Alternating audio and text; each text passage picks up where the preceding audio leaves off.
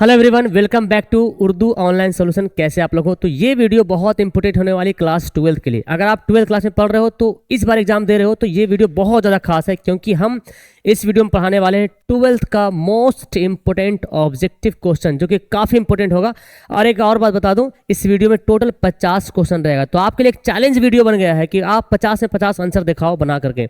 अगर आप तैयारी कर रहे हो उर्दू की तो ये वीडियो बहुत खास है और आपके लिए एक चैलेंज वीडियो है कि आप बना के चेक कीजिए, बनाइए, निरीक्षण कीजिए, अपने आप को मुहासबा कीजिए कि आपने कितना सही बनाया। तो चलिए बिना टाइम गवाए हम क्लास की शुरुआत करते हैं। ये देखिए, हमारा पहला क्वेश्चन यहाँ पे दिया रहेगा और आपको इसका आंसर देना है। चलिए, तो हम 1 बाय 1 करके आंसर आप बताएंगे और आप भी अपना आंसर बताना। और सबसे लास्ट में जब हम कमेंट करें, जब वीडियो को लास्ट कर देंगे तो आप लास्ट में प्यारा सा कमेंट कर देना कि आज इसमें आपने कितना सही बनाया। ठीक है, पहला क्वेश्चन है, किसने फरीदुल्लाह बैग की बिस्मिल्लाह कराई? फरीदुल्लाह बैग की बिस्मिल्लाह किसने करवाई, यानी कि पढ़ाई की शुरुआत किसने करवाई? सैयद वलीउल्लाह। क्या हो जाएगा इसका आंसर? बी बिल्कुल सही आंसर हो जाएगा। चलिए आगे बढ़ते हैं। मिर्जा फरीदुल्लाह बैग ने इंटरमीडिएट की सनद कहाँ से हासिल की?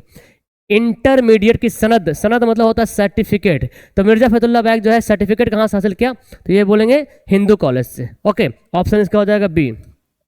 चलिए आगे बढ़ते हैं। नजीर अहमद की कहानी किसने तहरीर की? नजीर अहमद की कहानी कुछ मेरी कुछ उनकी ज़बानी, ये जो चैप्टर है इसके लिखने वाले कौन है? Mirza Faridullah Baig, option C. Next है, मिर्जा फरीदुल्लाह बैग किस सन में पैदा हुए, मतलब इनकी पैदाइश कब हुई? मिर्जा फरीदुल्लाह बैग की पैदाइश हुई थी 1885 में, ऑप्शन नंबर बी। चलिए आगे बढ़ते हैं। क्वेश्चन दिया हुआ, नजीर अहमद का ताल्लुक किस सिनफ से है? नजीर अहमद का ताल्लुक किस सिनफ से है? वो कौन सा सिनफ लिखा करते थे? तो आपको पता है कि नॉवेल लिखा करते थे। और ये भी मालूम होगा कि उर्दू का पहला नॉवेल निगार डिप्टी नजीर अहमद को कहा जाता है। ठीक है, तो ऑप्शन ए हो जाएगा।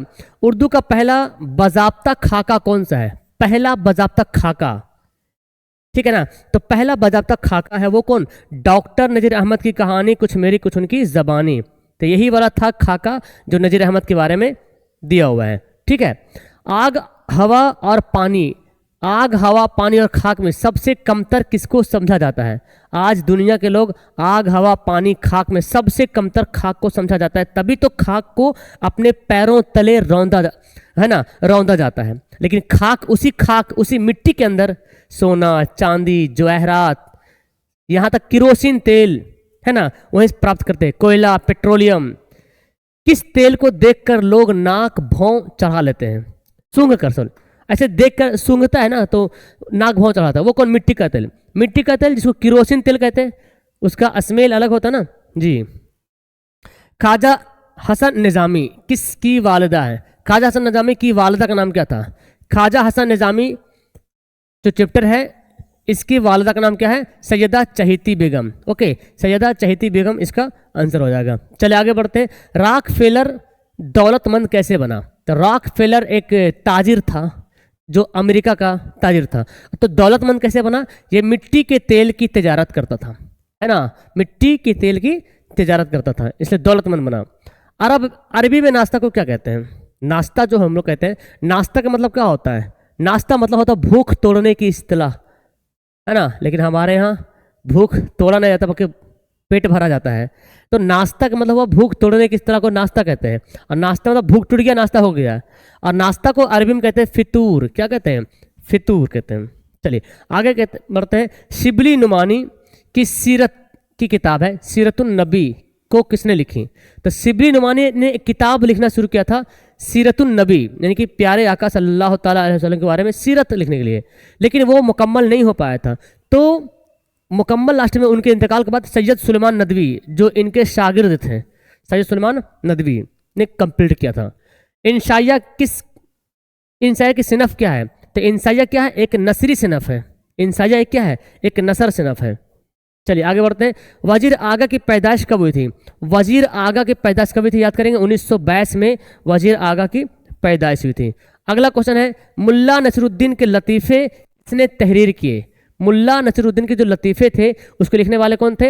अहमद जमाल पाशा। इसका आंसर हो जाएगा अलिफ।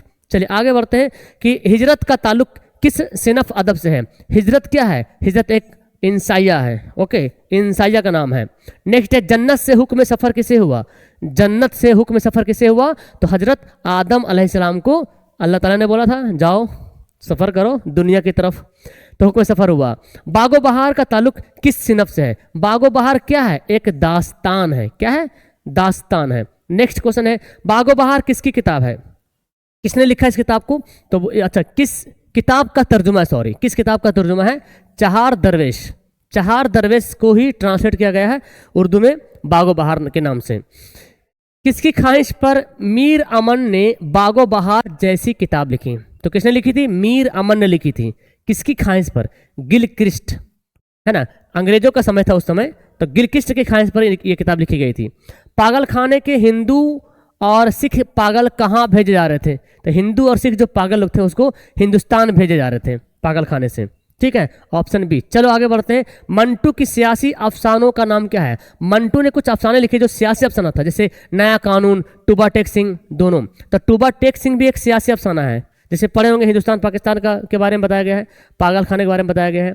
जिलानी बानो की पैदाइश कब हुई थी? याद करेंगे 14 जुलाई 1936 को इनकी जो है पैदाइश हुई थी। ऑप्शन सी।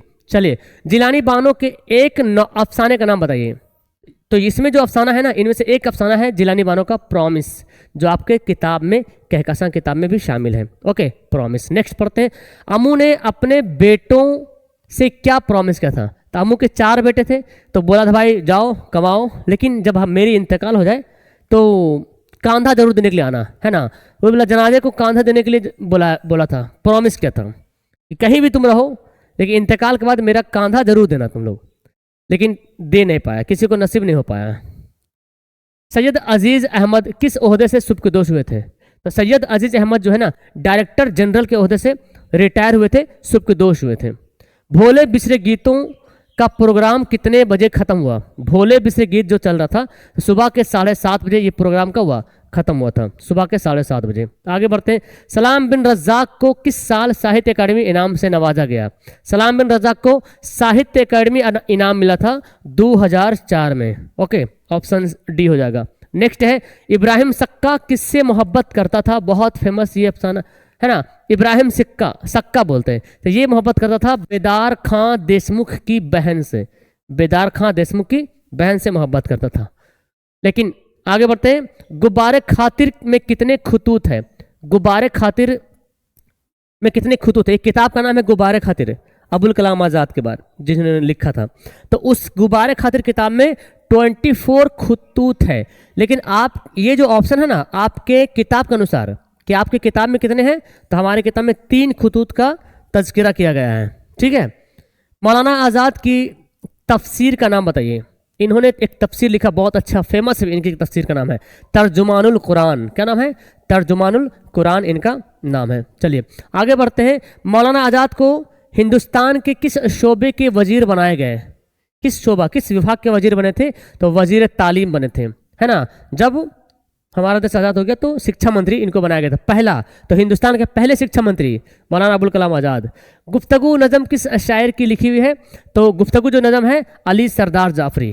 गुफ्तगू, अब मेरा सफ़र है ना, दोनों। अली सरदार जाफरी का ताल्लुक किस तहरीक से है? किस तहरीक से है? तो बोलेंगे तरक्की पसंद तहरीक। ओके, तरक्की पसंद तहरीक। नेक्स्ट पढ़ते हैं। खेती नज़म के शायर कौन है?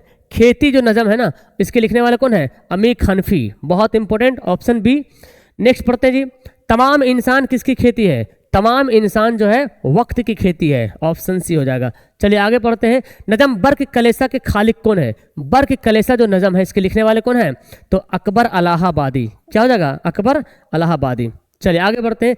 शायर ने इस नज़म में गुलशन फितरत की बहार किसे कहा? गुलशन फितरत की बहार, ये समझो तारीफ किया जा रहा है। और किसको कर रहे हैं तारीफ? मिस को। तो अली सरदार अकबर अलाहाबादी जो है मिस को तारीफ कर रहे हैं, आप तो गुलशन फितरत की बहार हो, मतलब खूबसूरती का उसका मिसाल दिया जा रहा और उसकी तारीफ की जा रही है। मुतशायर की नज़र में गमखार कौन है? गमखार है पैरोडी निगार। नेक्स्ट है यहाँ पे नज़म, जो नज़म वो नज़म जो 6-6 मिसरों पर मुश्तमिल होती है। जिस नज़म में 6-6 मिसरा होता है उसको कहते हैं मुसद्दस। क्या कहते हैं? मुसद्दस कहते हैं। यूजिंतो मुंताले किस जबान के शायर थे? तो यूजिंतो मुंताले जो है ना इतालवी जबान के शायर थे और इनकी पैदाइश कहाँ हुई थी? जेनेवा में हुई थी। ऑप्शन ए हो जाएगा। नज़म हम नहीं जानते हैं किसकी नज़म है? हम नहीं जानते जो नज़म है ना, ये नज़म है यूजिंतो मुंताले की, इतालवी जबान में है। लेकिन ये अब हम कैसे पढ़ रहे हैं भाई उर्दू में? तो इनको ट्रांसलेट करने वाला भी तो कोई होगा। यगाना चंगेजी किसके शागिर्द थे? तो जिगर मुरादाबादी, जिगर मुरादाबादी के शागिर्द थे। चलिए बढ़ते हैं। यगाना की वफात कहाँ हुई थी? यगाना का इंतकाल कहाँ हुआ था? तो ये आप लोग मेरे जहन में आ नहीं रहा, ठीक है ना, इनका इंतकाल कहाँ हुआ था, ये आपको होमवर्क में कमेंट करना, ठीक है ना। जहन में नहीं यार, आगरा कि लखनऊ, शायद कंफ्यूज हो रहा हूँ मैं। आप लोग कमेंट कर देना इसका आंसर 46 का। हम नहीं जानते नज़म जो है इसका उर्दू में ट्रांसलेट किसने किया था? तो जाहिदा जैदी। चूंकि हम नहीं जानते इतालवी जबान में है, इसको उर्दू में जाहिदा जैदी ने ट्रांसलेट किया था। नेक्स्ट है अकबर इलाहाबादी का इंतकाल कब हुआ था? याद करेंगे 1921 में, ठीक है ना, 1921 में अकबर इलाहाबादी का इंतकाल 1921 में हुआ था। नेक्स्ट है मीर अमन की शोहरत किस किताब से हुई? तो मीर अमन की जो शोहरत हुई थी ना, बागो बहार किताब लिखने से हुई थी। ओके, कौन जानता था उसकी शोहरत बढ़ जाएगी। लेकिन बागो बहार कहाँ लिखी गई? ये लिखी गई थी फोर्ट विलियम कॉलेज, जो है कहाँ? कलकत्ता में है। तो 50 क्वेश्चन यहाँ पे समाप्त होता है। 46 का आंसर आप लोग कमेंट कर दीजिएगा, ठीक है ना। जहन में आने रहा एग्जैक्टली तो आप लोग कमेंट करना और बताना आपने कितना सही बनाया है। तो कैसे लगे वीडियो नीचे कमेंट कीजिएगा। दैट्स ऑल, मिलते हैं नेक्स्ट वीडियो में, तब तक के लिए खुदा हाफिज़।